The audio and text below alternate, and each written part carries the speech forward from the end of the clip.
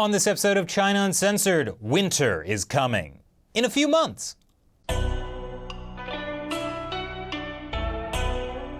Hi, welcome to China Uncensored. I'm your host, Chris Chappell. Summer is coming to a close, which means China's Communist Party leaders are just getting back from their annual vacation getaway at the beach resort town of Beidaihe. It's a tradition that dates back to the 1950s. Looking good, Zhou Enlai. But Beidaihe is more than just a beach where party leaders can kick back and check out how high Xi Jinping's swim trunks are.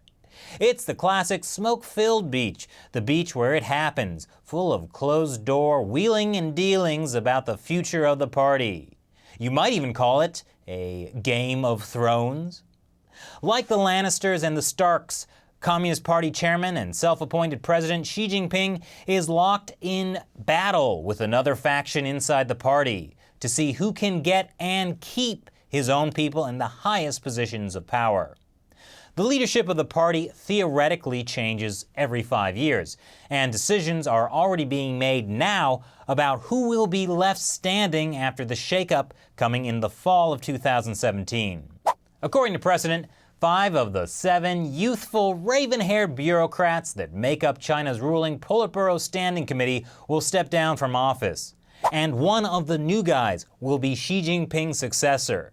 That's right, according to precedent again, Xi should only serve 2 terms. In other words, he's supposed to step down in 2022. Except that some analysts are now saying that Xi may try to hang on to his job for just a tiny bit longer than that and avoid naming a successor. Not that he wants to be ruler for life or anything crazy like that. According to Chinese politics expert Willy Wolap Lam, awesome name by the way, Xi might just retain control of the army and police once he stepped down as president in 2022. You know it's important to have hobbies after retirement.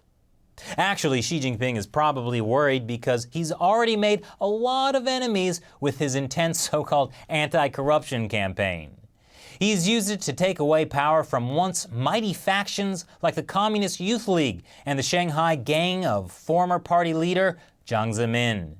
Not to mention the complete annihilation of the Qingdao crew, the Jade Garden Boys, and the Golden Dragon Buffet clan. Anyway, the point is, Jiang Zemin has now become Xi Jinping's arch-rival.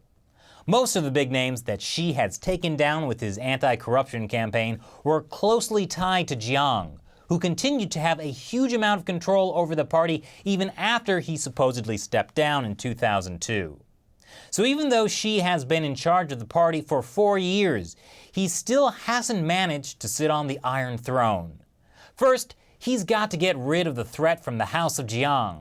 That came to a head this past week with Jiang's 90th birthday, which was notable mainly because state-run media completely ignored it, which shows that Xi is indeed gaining the upper hand.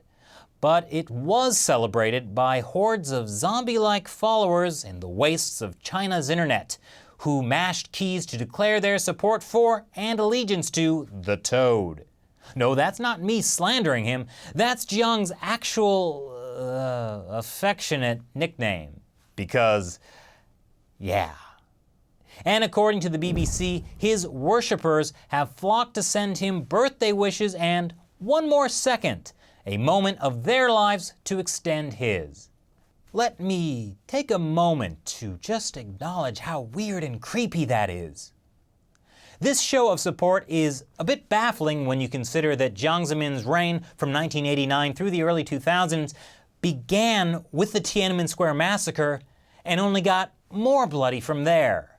Crackdowns on religious groups, organ harvesting, and of course, massive corruption and cronyism. But hey, he's just so darn quirky, so all is forgiven.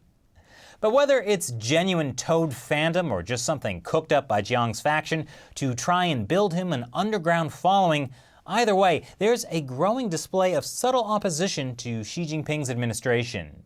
Even though many of the activities of Toad worshippers are censored, it's not clear the Great Firewall of China can keep them out of the 7 kingdoms forever.